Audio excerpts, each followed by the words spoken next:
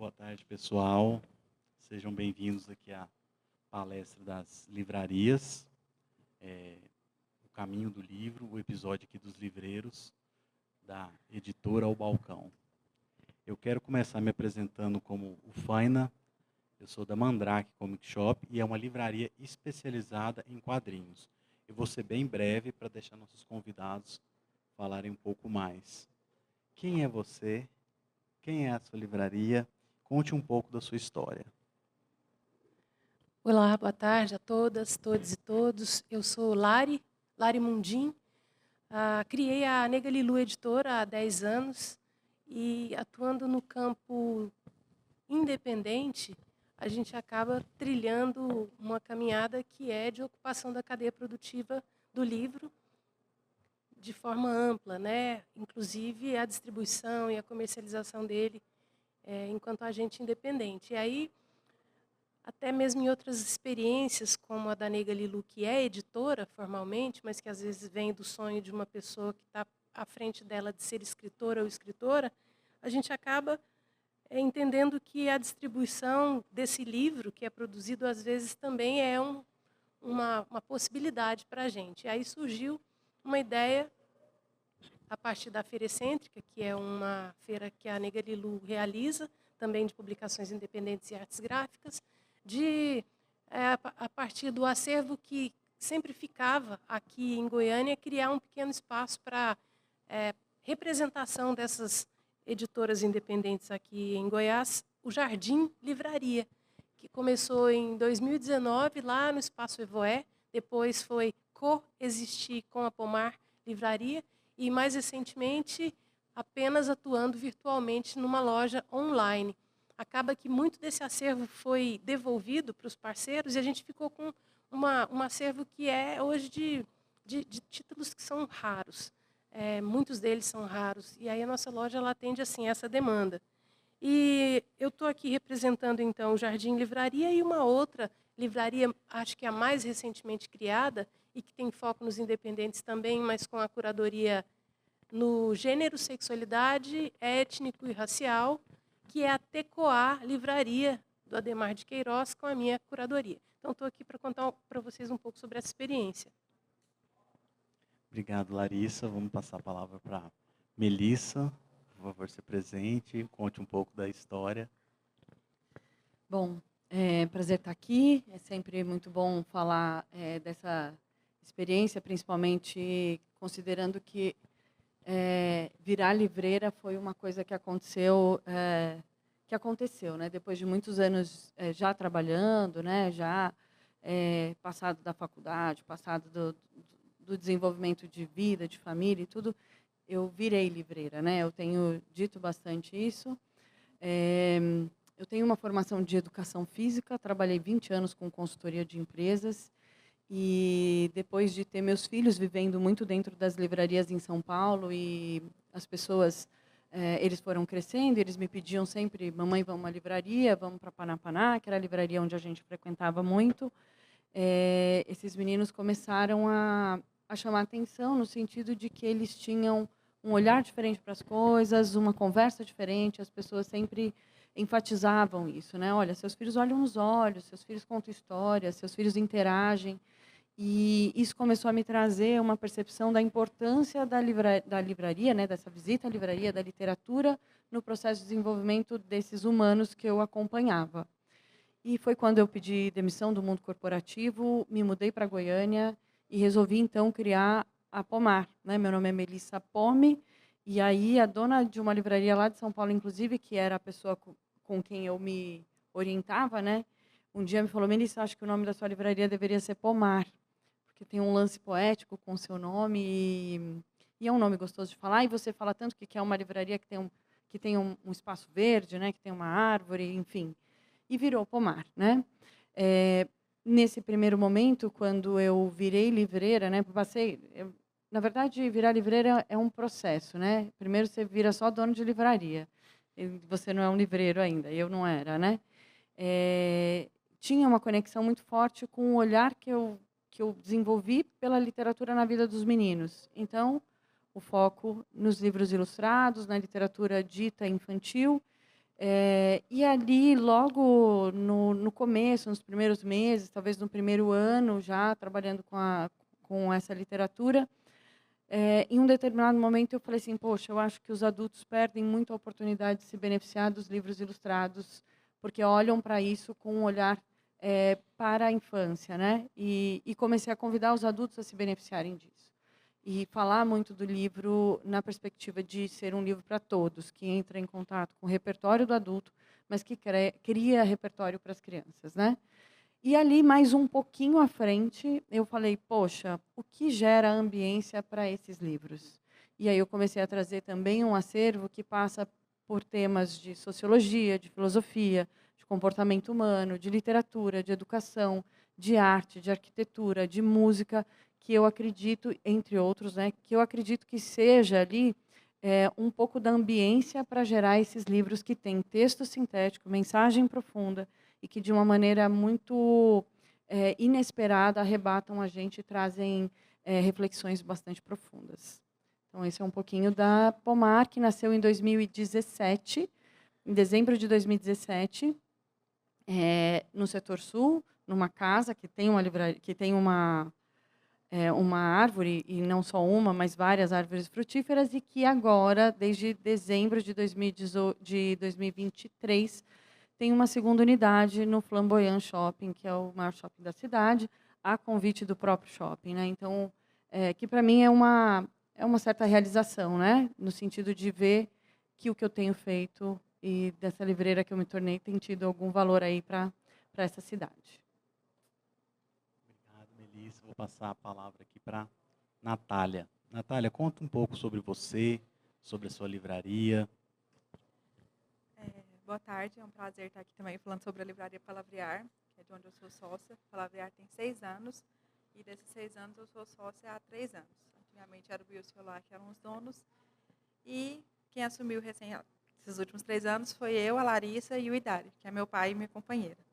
A Palavrear a gente fala que é uma livraria independente, né, porque a gente está longe dos grandes centros, e realmente é uma resistência, né?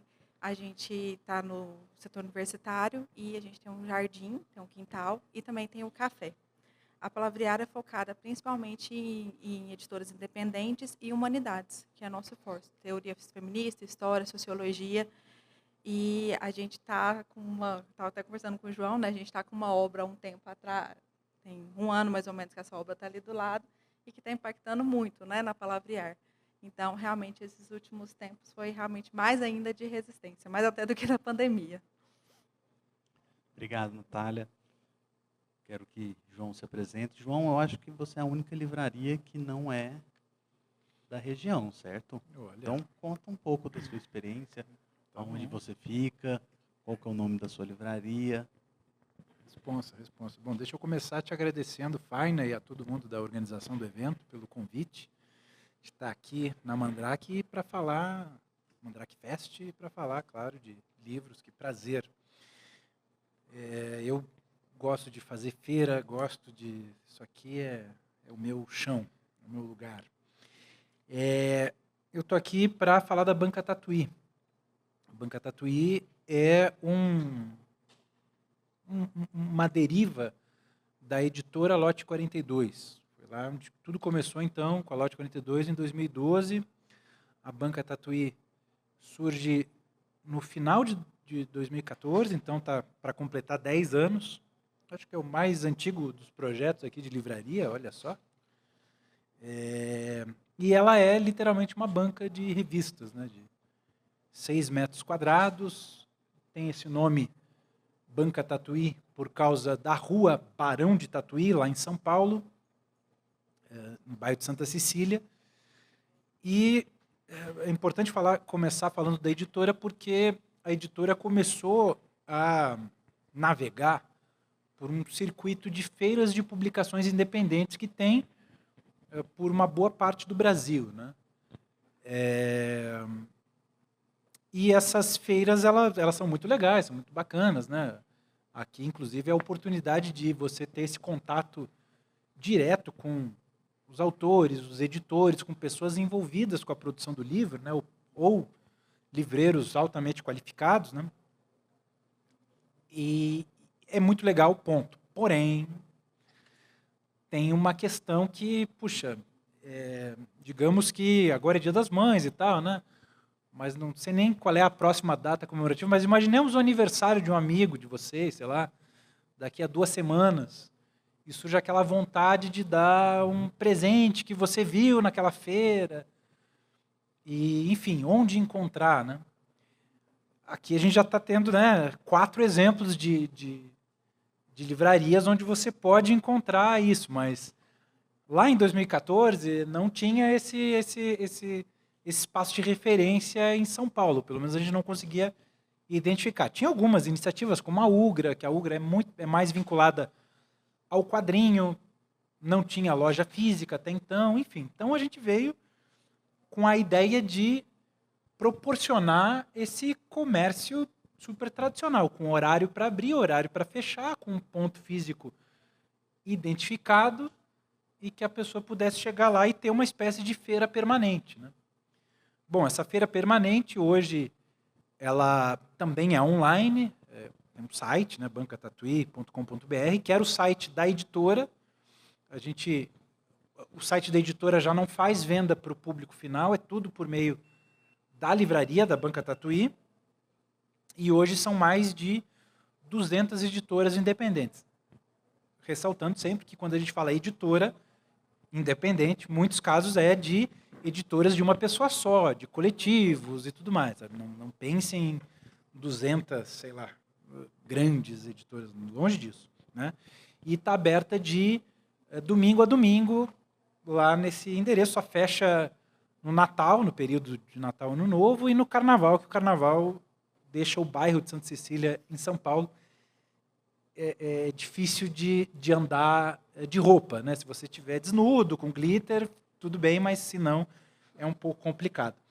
E, por fim, para fechar essa fala inicial, dizer que a Banca Tatuí criou, em 2018, um braço de curso chamado Sala Tatuí, que hoje é um braço de cursos online especializados em publicação. Quer dizer, a gente sempre pensa nas necessidades e assim é o jeito de o que a gente vai fazer agora e tal. Então a gente está nesse momento de, inclusive, de reforçar a Sala Tatuí como um espaço online, com eventos e tudo mais, clube de leitura, entre outras coisas, fica nesse lado Sala Tatuí. Até o Faina me falou, né, que era meio complicado de entender, e eu entendo que é complicado de entender mesmo, sabe? Eu tô até bolando de fazer um infográfico e tal, que tá meio é muita marca, sabe? Separar o que é editora, o que é sala, o que é banca. O que é banca, mas é gostoso de criar marca, criar editora, assim, de repente nós aqui, a gente se junta e já faz uma editora, já cria um selo, já sai. Se tiver uma impressora aí, a gente já começa a publicar, é gostoso. João, você tocou num assunto que eu quero repassar aqui para a mesa. E já respondendo a minha pergunta, a livraria é necessário eventos? Aí eu já respondo apresentando aqui o Mandrake Fest. Eu acho que a livraria, ela se alimenta, para se alimentar, ela precisa de eventos. Então, a gente cria essa comunidade, traz para perto, aumenta, traz a sensação de... Como que eu posso explicar?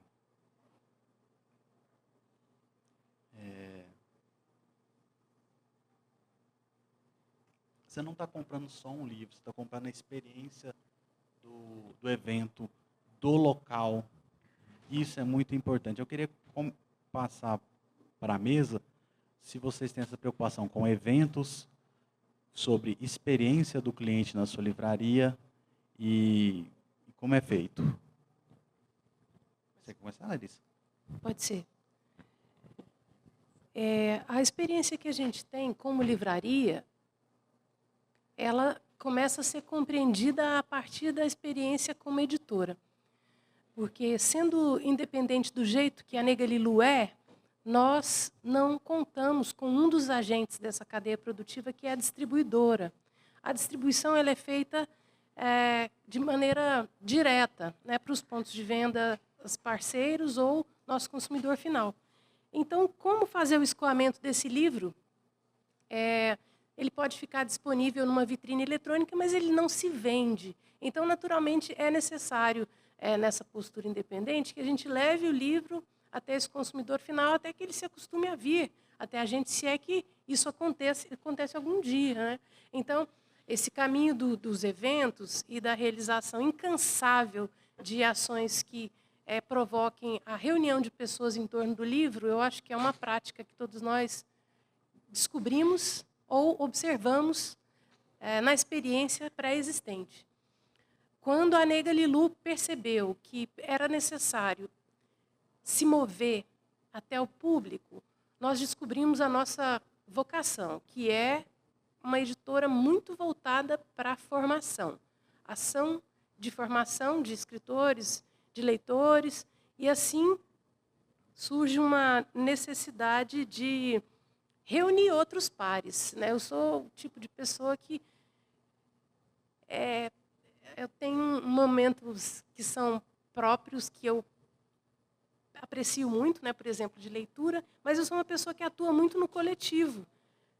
Como disse a Tatiana Nascimento uma vez, meu gozo está no coletivo. Quando eu percebi, eu estava me reunindo com os meus pares, quando comecei a Negra Lilu Editora em 2013, João falou 12, né? A Lotte tem uma série de editoras que surgiu entre 2011 e 2015, que formam uma das gerações dessa linha que trabalha com alta qualidade criativa na publicação.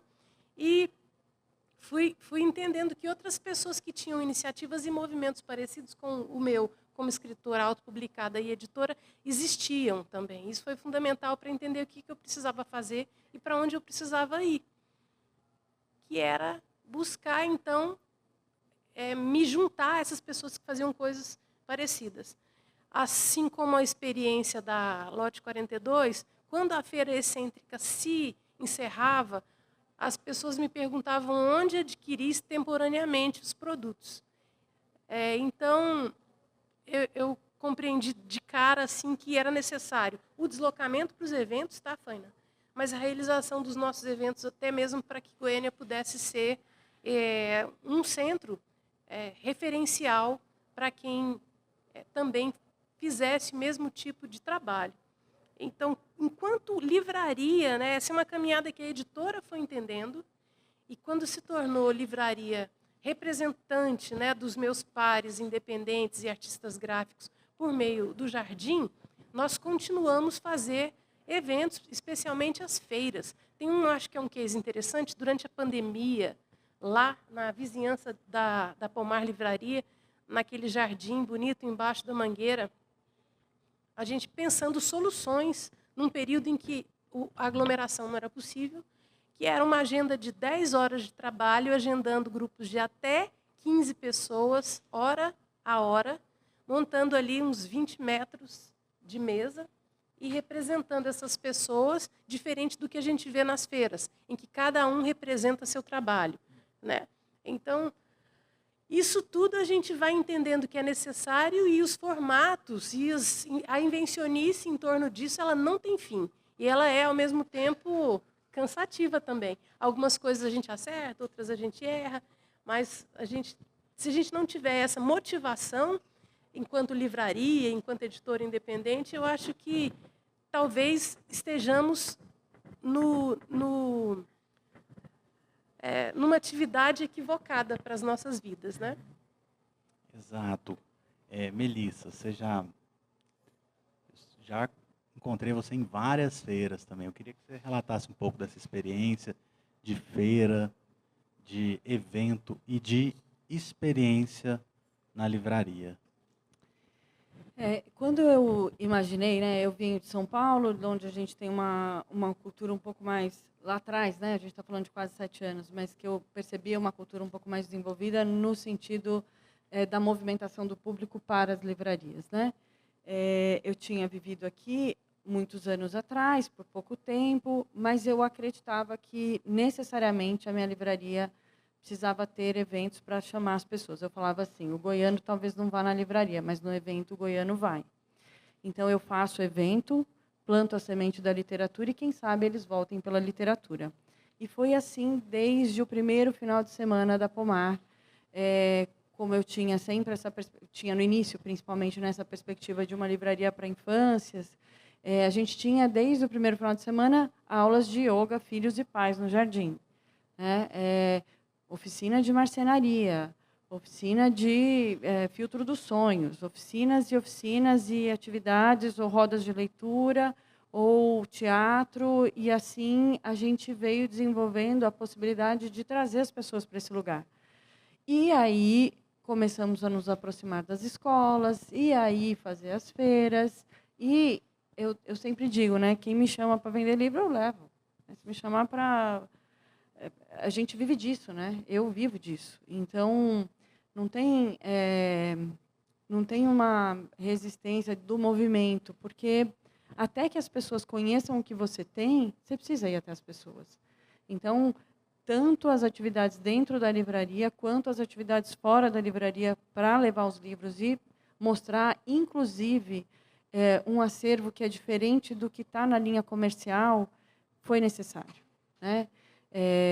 Então, as pessoas chegam na livraria pedindo livros que, de repente, são os livros que estão nas listas, ou né, no TikTok, ou qualquer coisa assim, a gente não tem. Então, existe uma necessidade de conhecimento de acervo e de movimentação para divulgar o que a gente tem e formar o público que seja capaz de comprar o material que a gente vende, né? Então, desde sempre, tanto o movimento para fora, quanto as atividades para receber público em grande quantidade dentro, e o mais importante, acho que de tudo, o conhecimento real do acervo para a gente poder, de fato, vender o que a gente vende, né?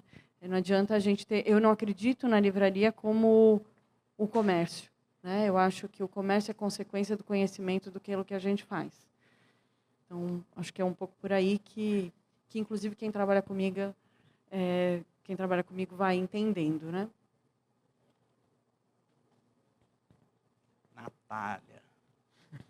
A experiência da Natália na Palavrear, com eventos, atividades, a experiência do leitor na Palavrear. Eu acho que é essencial. Na Palavrear, o que até fez a gente sobreviver muito na pandemia foi graças ao senso de comunidade, através dos eventos que a gente criou. A gente tem um clube de livros desde o primeiro ano, e foi graças a esse senso de comunidade, que principalmente o Clube do Livro, que criou, que mantém, né, a Palavrear em momentos muito difíceis. Então, eu acredito que através desses eventos, né, dos eventos que a gente faz, de Clube de Livro, do Leia Mulheres, que também é lá, até shows, eventos mesmo que a gente faz, saraus e tudo, eles compram muito por essa ideia de permanecer, né, de pertencer àquele movimento. Então, para a gente, os eventos são muito mais isso, né? Esse senso de comunidade que a Palavrear criou e que a gente tenta manter fortalecido, né? Porque a gente sabe que os clientes mudam, né? Acontece mudar de casa, de bairro e tudo, mas esse senso de pertencimento é o que faz eles saírem, por exemplo, do Bueno e ir até o setor universitário numa quarta-feira à noite. Então, para a gente, o primordial é isso, fazer os eventos criando esse senso de comunidade, pertencimento, de que realmente é para fortalecer toda essa cadeia, né, da Palavrear, do livro. Evento é evento, né? Bom, começar dentro do complexo organograma da Lote 42, a gente organiza a Feira Miolos, já tem 10 anos, mas não é um evento da livraria, mas é como tudo está misturado, é da livraria também, é da Banca Tatuí também. A gente organiza há 10 anos a Feira Miolos, se tudo der certo, neste ano chegamos à 11ª edição, mas é sempre com muita calma, muito esforço, nunca tem jogo jogado, nunca tem nada ganho. E também organizamos a Printafeira, que na próxima semana chega a sua 8ª edição no Sesc 24 de maio. E a gente já organizou uma série de outros eventos por aí. Também organizamos eventos na Banca Tatuí.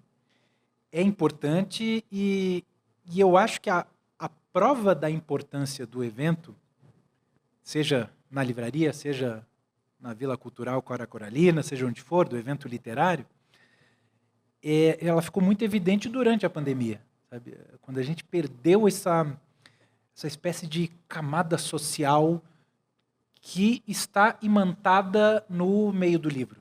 O livro tem isso também. Apesar do livro ser entendido como uma mídia individual, hoje, né, nem sempre foi assim na história do livro, mas enfim, hoje o livro é uma coisa de leitura, uma pessoa lê e tudo mais, sozinha. Né? Mas quando a pandemia nos tirou, essa camada ficou evidente como ela é necessária. Né?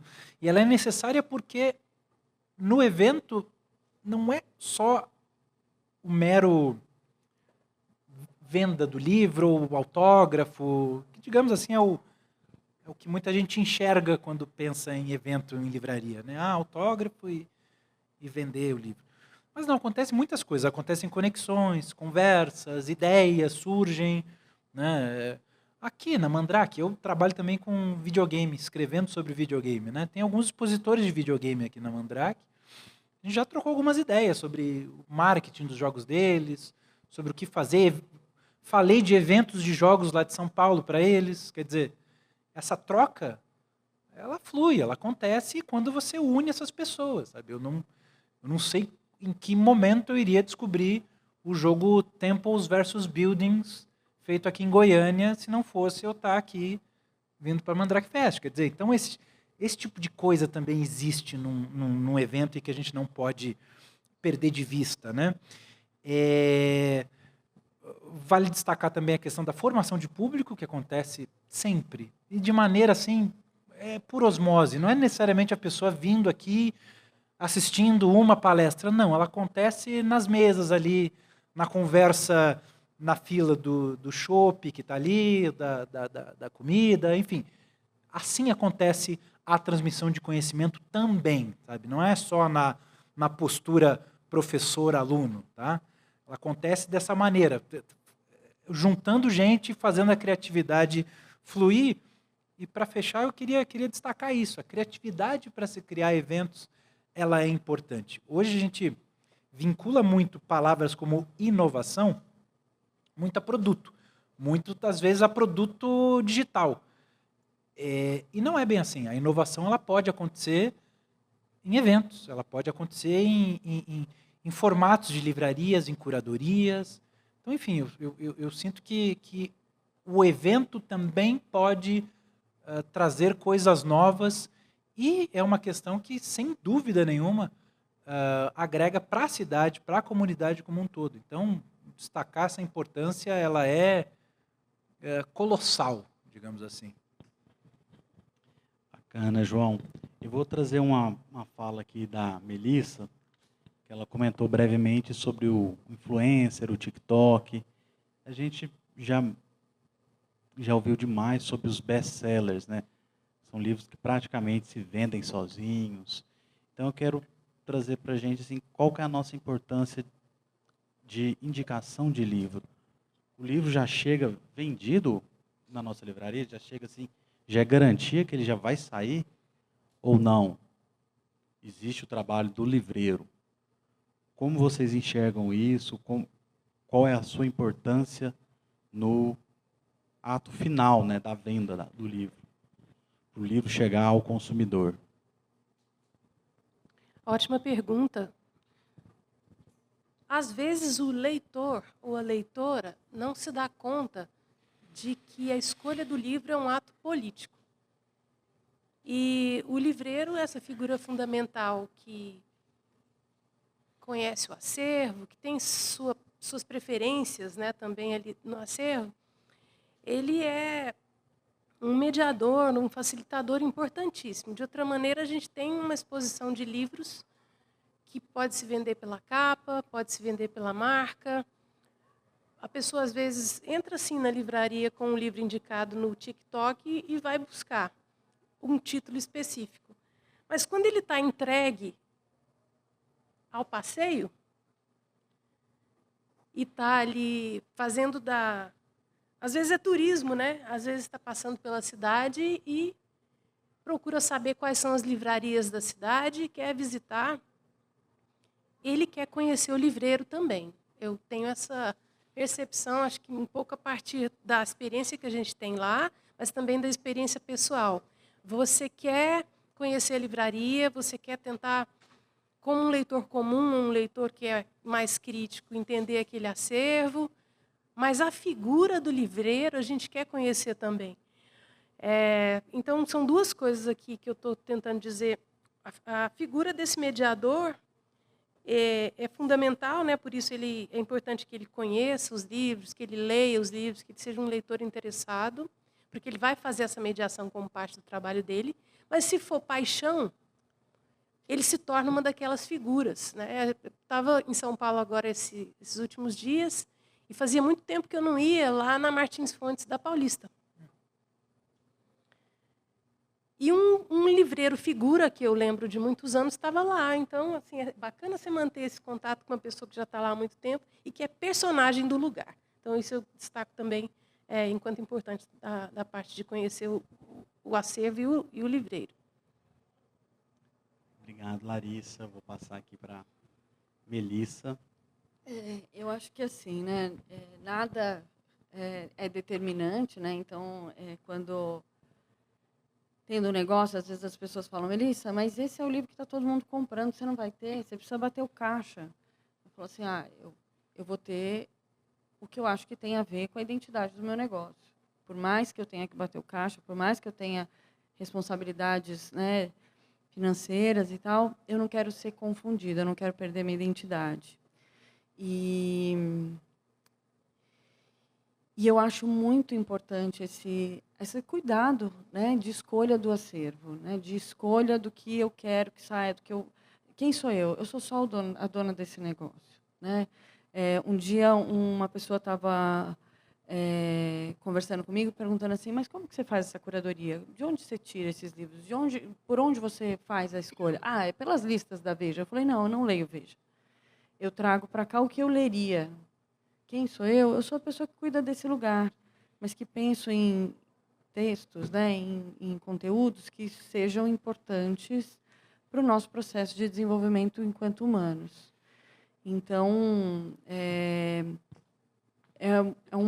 uma oportunidade, inclusive, que a gente acaba tendo, por não trabalhar com o que é puramente comercial, de fato trazer reflexões, conversas, influência, de alguma maneira, para um processo um pouco mais consciente de escolha dos títulos que se lê, né? Porque é um tempo de dedicação e eu fico pensando sempre na literatura, no livro, né, e na escolha desses conteúdos como um processo de nutrição.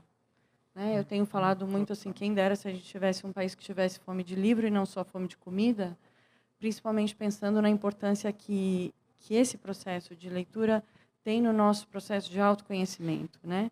E de criação de empatia, e de reflexão, e de atitude mesmo, né? enquanto sociedade.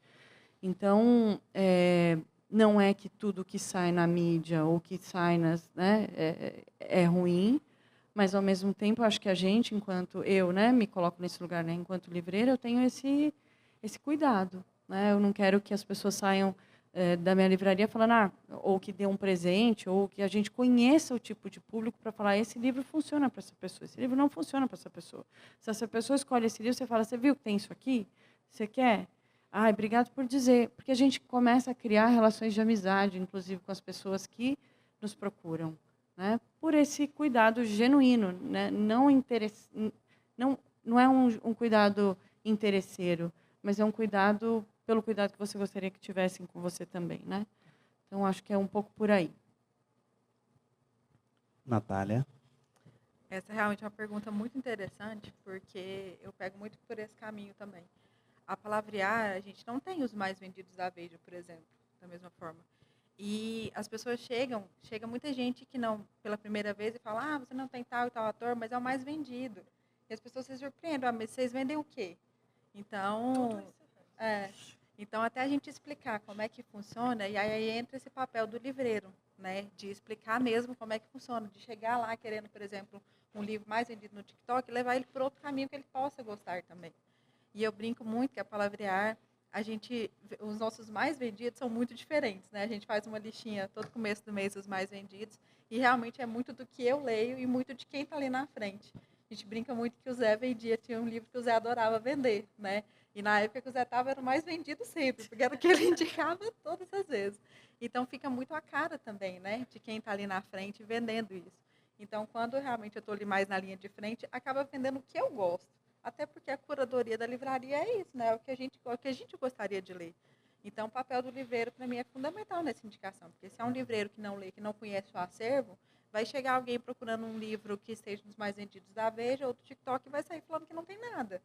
Porque não tem aquilo que ele procura, né? Não tem aquilo que ele acha que ele só leria. Então, realmente, o papel do livreiro faria isso, né? Indicaria um outro livro que ele gostaria tanto quanto aquele, mas por um caminho diferente. Não, legal, deixa eu já pegar esse gancho aí. Eu acho que a livraria de rua tem esse papel muito da descoberta também, viu? É da descoberta. Se a pessoa, eu vi na lista de mais vendidos ou na rede social aquele livro, ela vai buscar o que ela quer e ela vai buscar lá naquele lugar, sabe? Então, o nosso papel é de oferecer descoberta, eu sinto, tá? E eu, antes de falar de influenciador, livreiro e tal, eu concordo muito com a fala da nutrição, sabe? Eu acho perfeito, eu uso essa figura, assim, eu sinto que quem fica o dia consumindo Instagram fica comendo batata do McDonald's frito numa gordura velha, assim, sabe? É isso seu almoço, é sua janta, sabe? Quer dizer, uma friturinha cai bem? Cai de vez em quando, mas de vez em quando, né, gente? Vamos parar de ficar...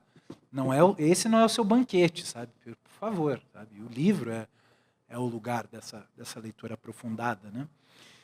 Agora, indo para a questão, eu concordo que os livreiros são influenciadores, e são influenciadores muito mais poderosos que o que a gente chama de influenciadores, sejam eles booktubers, booktokers. Eu sinto que as livrarias elas têm esse papel cada vez mais e que chega também ao digital. Sabe?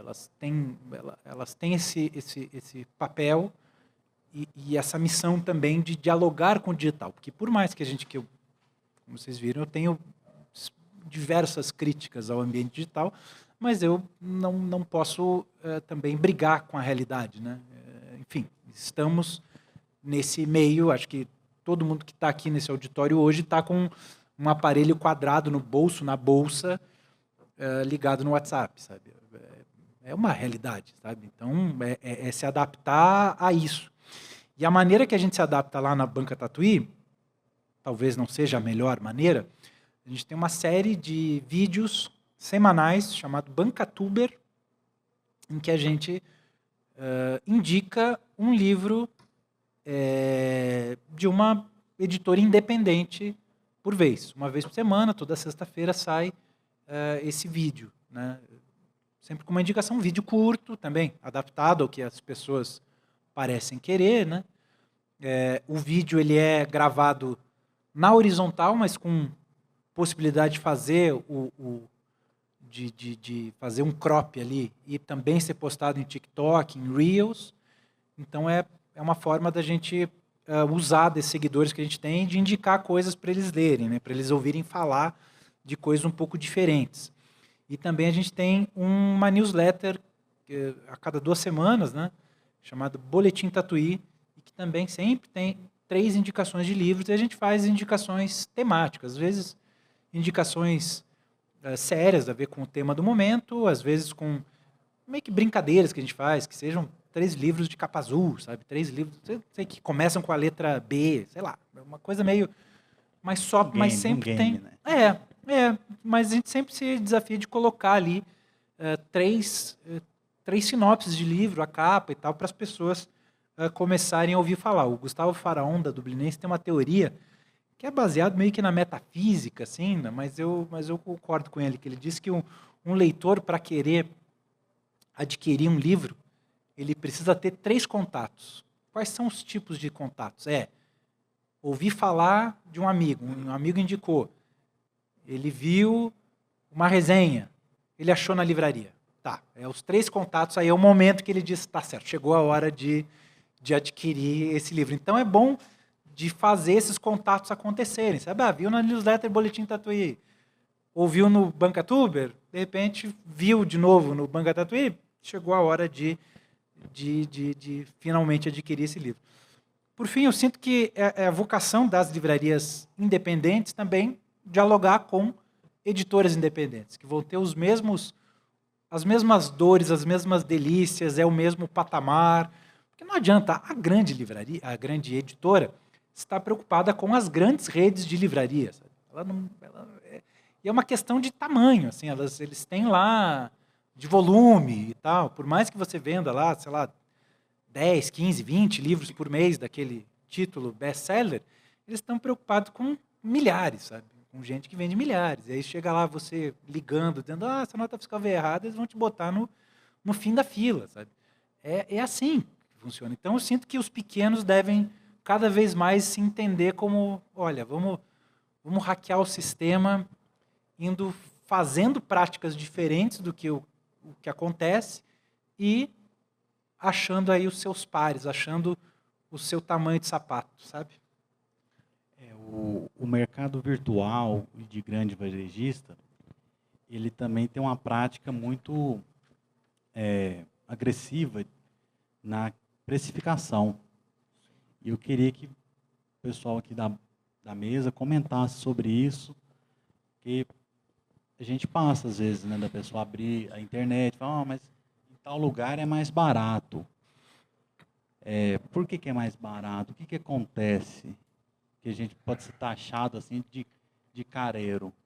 Eu tenho uma frase que é assim, na internet pode ser mais barato, mas o barato mesmo é comprar na livraria. Eu concordo muito com o Faina, e isso de vez em quando acontece. É uma oportunidade que eu entendo da gente conversar um pouquinho mais sobre o que é o livro, que livro é aquele, por que daquele preço, e até chegar na Amazon, com todas as questões relacionadas à postura, né, dessa livraria, que às vezes é preferencial das pessoas em função dos descontos, revelar alguns episódios óbvios, bombásticos, mas que pode ser novidade para algumas pessoas, né? Quando a gente fala, a Amazon não vende livro, ela vende dados. E poder causar ali, de repente, um ponto de interrogação na cabeça da pessoa, para ela pelo menos ouvir que história é essa, né? E quem somos nós, nos diferenciar enquanto livreiros, editoras independentes, autores autopublicados, de uma iniciativa que, na verdade, é muito diferente da nossa. É que tem uma postura completamente diferente, né? Não está ali exatamente vendendo livro, formando leitores. E aí eu acho que isso é uma oportunidade de agregar valor aos nossos trabalhos e de estabelecer esse diferencial do nosso produto em relação a outros produtos também, sabe? Então, quando tem essa questão, Faina, eu até agradeço, porque é uma oportunidade da gente conversar um pouco mais sobre esse diferencial. Da mesma forma, eu sempre uso essa oportunidade para essa conversa, né? Para trazer um pouco mais dessa consciência, desse entendimento de como funciona todo o trabalho que a gente realiza, que é diferente de um trabalho que é realizado por uma grande empresa, né? Ontem mesmo eu recebi uma ligação na loja, de tarde, um pouco antes de eu vir para cá, acho que era hora do almoço, sei lá. E aí uma pessoa perguntando de um título específico, eu falei, não tenho esse título, mas tem um outro que é do mesmo tema, né? Queria um livro do Legião Urbana. E eu falei que tinha, enfim, tenho essa edição. Quanto é? Tanto. Não, mas na internet eu falei assim, pois é. Aí já pega e a gente faz o processo. Não, então tá bom, eu vou lá. Eu falei que tem lá na loja do Flamboyant. Né? Mas eu falei assim, olha, não vendo com desconto, né? Acho que tive até uma oportunidade, o ano passado eu estava na Feira de Bolonha e eu tive uma conversa com o Alexandre Martins Fontes lá, e ele me perguntou assim, Melissa, você dá desconto? Eu falei, não dou desconto. E ele, que é o cara que é o dono da Martins Fontes, né, e da editora e da livraria, falou assim, olha, o dia que você der desconto, no outro dia você fecha. E a gente sabe, né, a dificuldade que é a gente ter volume de venda para dar conta dos custos fixos e do retorno para as editoras que confiam o produto para a gente, né? Então não dá para titubear, já é difícil por si só, né? E a gente não considerar o valor desse produto também, né, pensando no desconto pelo desconto, no começo eu acho que eu tinha mais clientes que se preocupavam com isso e hoje eu vejo assim cada vez menos. As pessoas que vão na minha livraria, elas não estão atrás disso, elas confiam no trabalho que a gente realiza e valorizam, independentemente do valor, que por trás não é o preço, né? É o trabalho que a gente faz. Então, é um problema que eu tenho encarado menos, assim, né? No shopping é diferente, existe um outro público se chegando até ali, né? Então, uma outra formação de público, um outro espaço, com outro tipo de acervo, enfim. Mas acho que é isso, é sempre usar a oportunidade para uma conversa um pouco mais consciente do desconto pelo desconto, né? Na Palavrear a gente trabalha muito, até no próprio Instagram, sobre essas questões, né? Sobre toda a cadeia produtiva do livro, sobre o que é o desconto, o que é a Amazon, né? Mas a gente, na Palavrear, não é nem tanto a Amazon, estava até conversando com o João sobre isso. É muito mais as editoras. A gente tem muito problema com as editoras, porque como a gente vende muito clássicos, livros feministas, teorias feministas, as editoras desses livros vendem com um desconto, sim, arrasador para a gente. Então, para a gente é muito complicado competir com a própria editora no site. O seu fornecedor acaba se tornando o seu concorrente, Exatamente. né? Natália, tem até uma curiosidade, uma pergunta específica para você. A gente tem clássicos assim que está em domínio público. E como é que o público consome isso? Porque às vezes sai um clássico por 2 editoras diferentes. O público tem uma preferência pelo mais barato ou pelo melhor acabamento? Isso é interessante. A gente tem uma procura muito por melhor acabamento, edições mais trabalhadas, mais bonitas. Esses livros que têm notas, né, que tem pós-fácil de alguém, de outro autor importante. Então, a gente tem um público muito forte que procura mesmo esses livros de capa dura.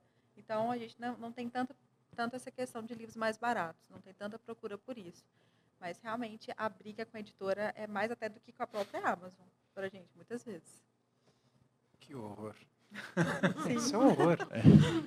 João, você que está com editora e banca aí... Pois é, mas é uma questão que... por que você não aproveita e vende os livros da Lote 42 com desconto na banca Tatuí, né? Não. Eu não quero prejudicar Palavrear, Pomar, Tecoá, Mandrake, todo mundo. Não quero. Eu quero que todo mundo esteja... Eu quero que as pessoas comprem na banca Tatuí pela qualidade do atendimento, pela qualidade do serviço, esses outros fatores, não porque tem um preço menor. Não, longe disso. Não vou prejudicar os meus amigos de Goiânia, do Rio, de qualquer... Não faz... Não entra na minha cabeça isso, sabe? Porque eu, no final dos contos, sou a favor da livraria de rua. Essa é uma postura que eu tenho. Sabe? É um momento de... É o vai ou racha. O que você prefere? Você é a favor da livraria de rua ou você é contra? Sabe? Vamos deixar a coisa clara nesse sentido? Eu sou a favor. É tão contraditório que aí as próprias editoras depois ficam postando a favor da livraria de rua, independente, eu fico tentando entender qual que é a lógica. Inclusive, com a própria editora 34, eu tive uma conversa esse tempo atrás sobre isso, que eles disseram, apoia a livraria de rua, mas como você quer apoiar uma livraria de rua se você está vendendo o livro que eu vendo com preço cheio a 70%? Nem para mim ela me dá esse desconto. Então, como que eu vou competir com ela?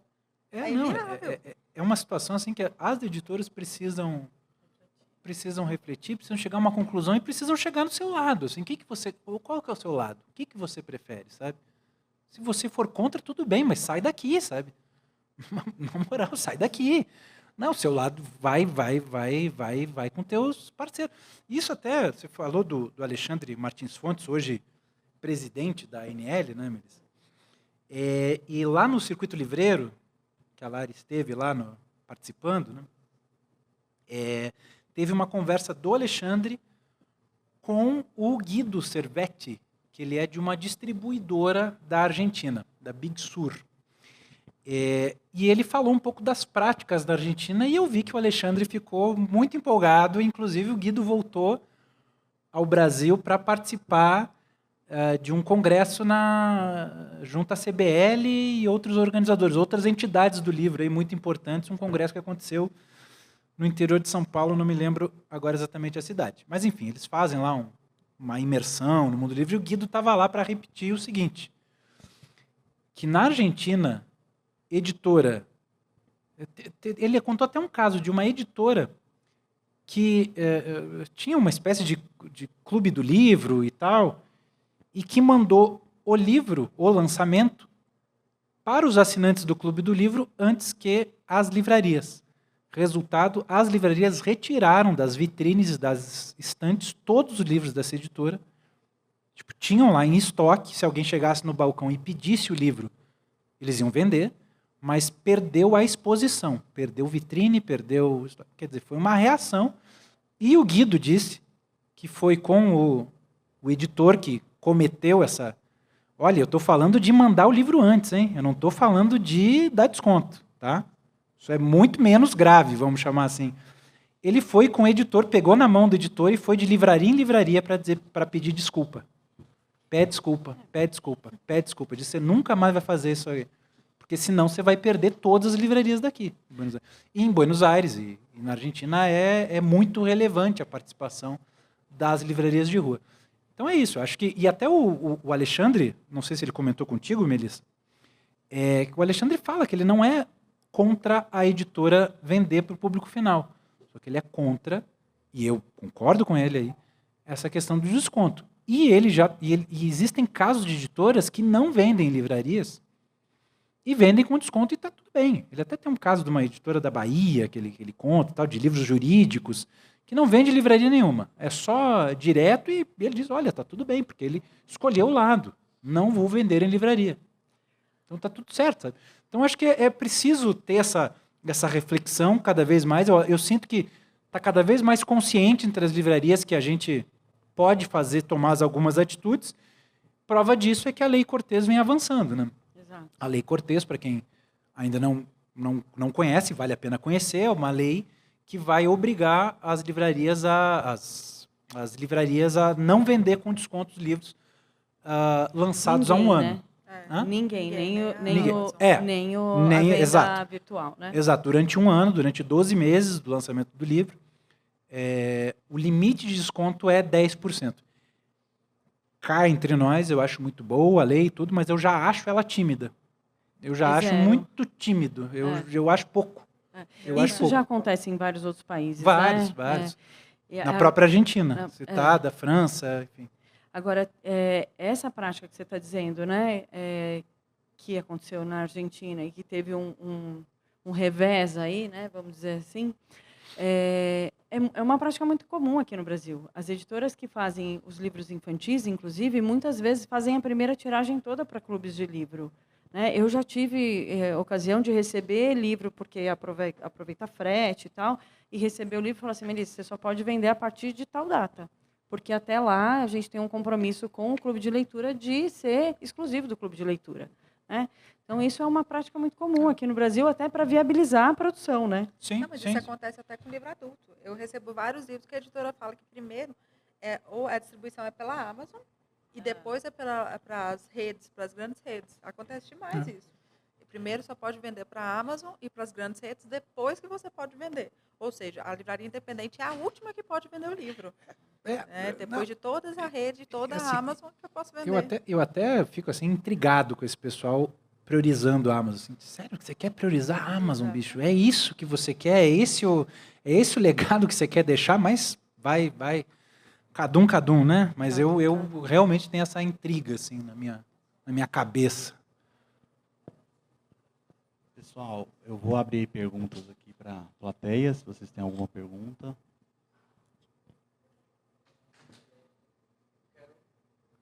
Eu conheci a Pomar por causa do projeto da faculdade.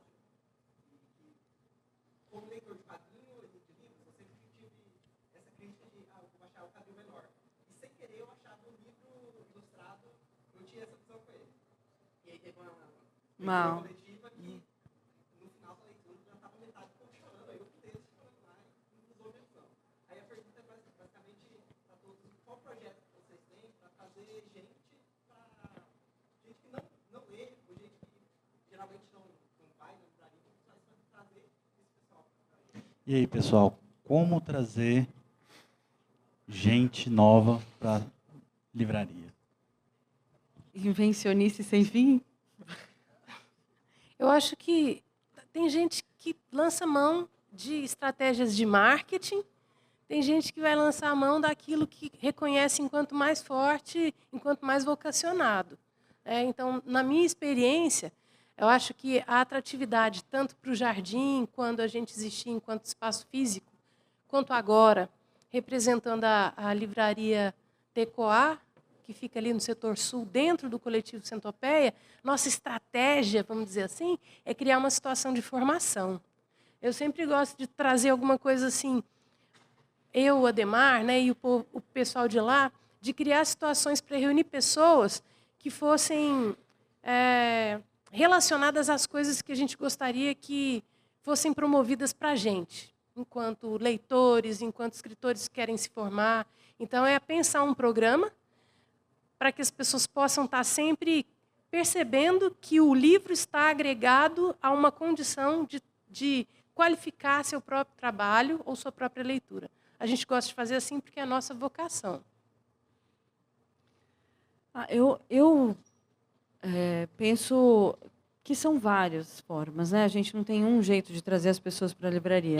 Estar presente nas redes, eu tenho lista de transmissão, eu tenho eventos, eu tenho o Clube do Livro, né, que eu criei também durante a pandemia, é um Clube do Livro de livros ilustrados para adultos, né? Então, nesse processo de, por que você não faz um Clube do Livro para chegar em mais gente?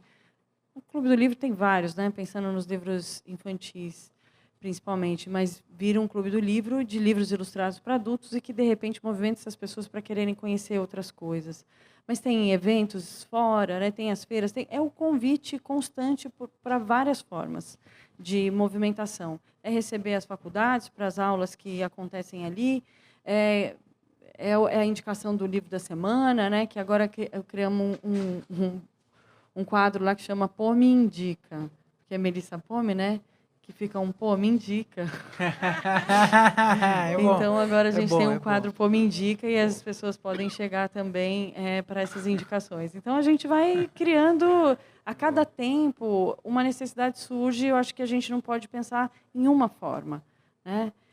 São várias as formas, e a cada momento uma necessidade nova é solicitada. Acho que é mais por aí. Como a Melissa falou, a cada momento é uma nova ideia, assim. A gente trabalha muito também com essas indicações. A gente acha que todo mundo é leitor, só não descobriu o livro certo ainda, que aquela pessoa vai desenvolver o gosto pela leitura. E é isso, a gente faz saraus, faz jazz, tem chorinho. Então, a gente está sempre inventando alguma coisa para trazer essas pessoas. Toda semana tem algum tipo de evento. Então, é isso. Cada dia é uma invenção nova para atrair gente. Lançamento, né? Roda de conversa, é o café, né? Eu não sei se pelo jeito que foi formulada a pergunta, se era uma coisa meio que as pessoas que não são leitoras e tal, trazer elas mais para perto, né?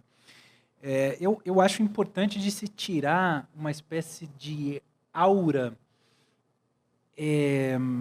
arrogante do livro, sabe? O livro, às vezes, tem uma aura um pouco nariz empinado. Como assim você não leu Dostoiévski? Como assim você não conhece a obra completa de Tolstói? Sabe? Pô, isso é horrível, isso é chato, isso é mala. Sabe? Eu detesto isso. Eu detesto, eu acho que é uma das coisas que fazem muita gente ficar intimidada com a livraria. Fica intimidado, fica com medo. Ninguém gosta de parecer burro. Né? Ninguém gosta de se sentir com vergonha.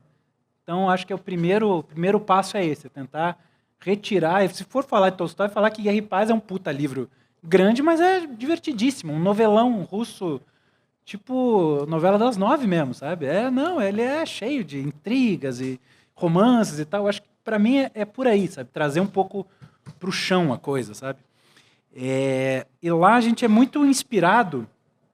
Na Banca Tatuí, a gente é muito inspirado por um editor muito importante, que, aliás, fica a dica para quem não o conhece, vale a pena conhecer, um cara chamado Masao Ono. O Masao foi um editor independente e que fazia dos livros dele, os lançamentos dos livros dele, uma festa. Assim. Mas uma festa nesse estilo, despojada e tudo mais.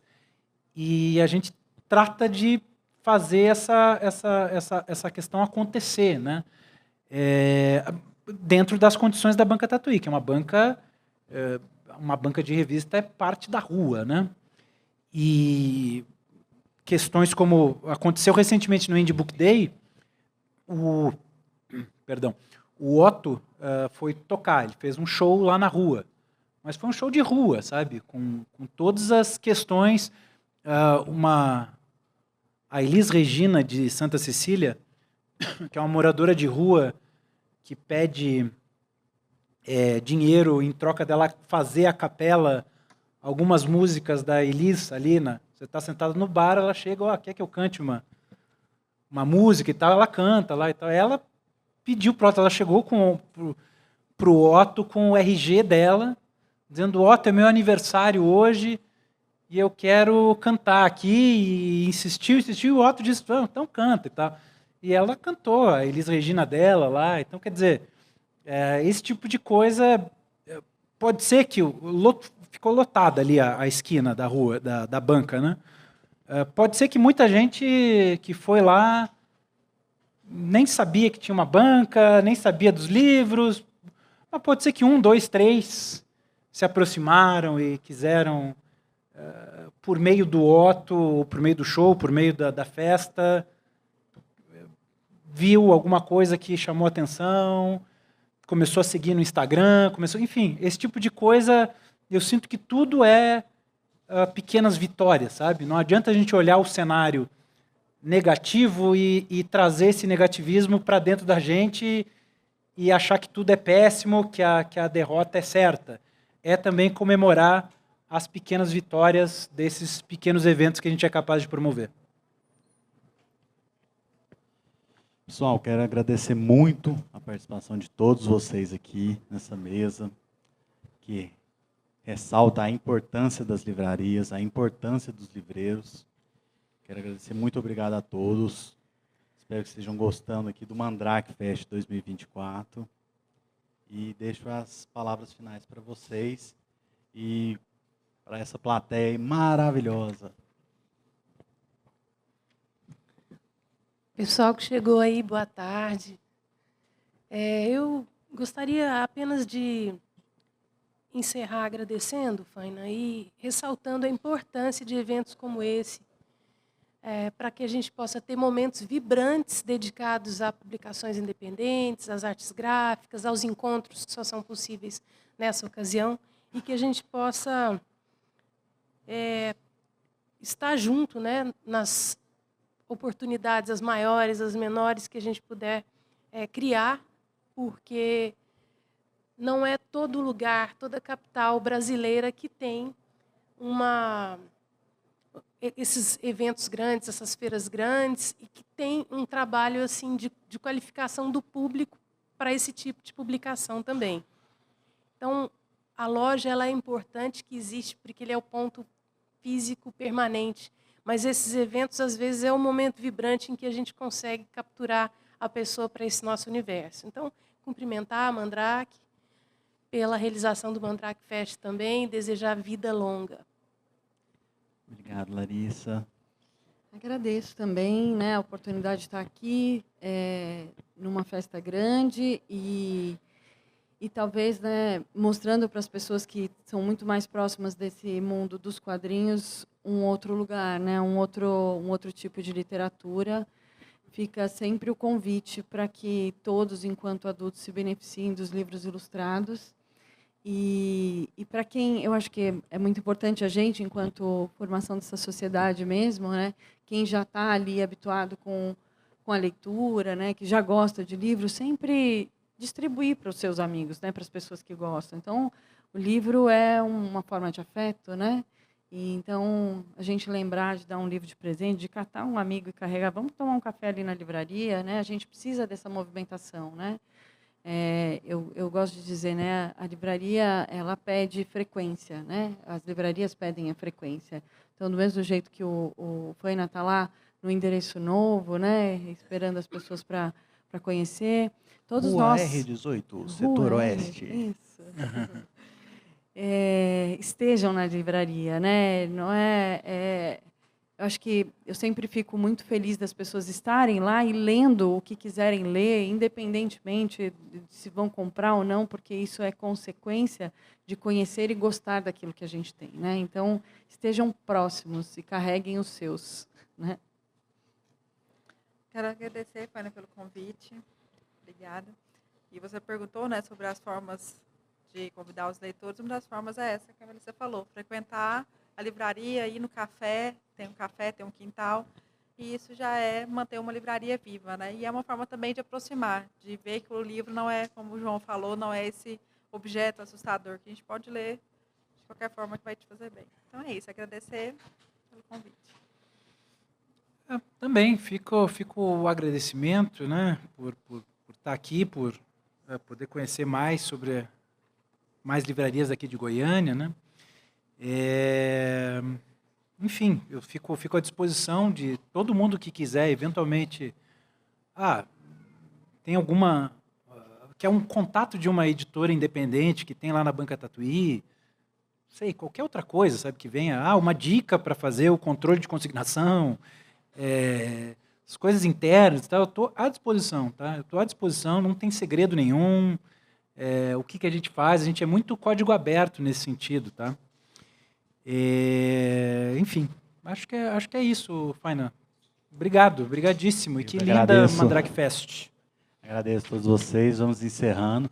E lembrando, todas as livrarias aqui na mesa estão com mesas no espaço interno da Mandrake Fest. Se puder passar lá, conhecer também o material que trouxeram, fica legal. E a Mandrake está com a mesa aqui fora, próxima aqui à entrada do auditório. Obrigadão, valeu, pessoal.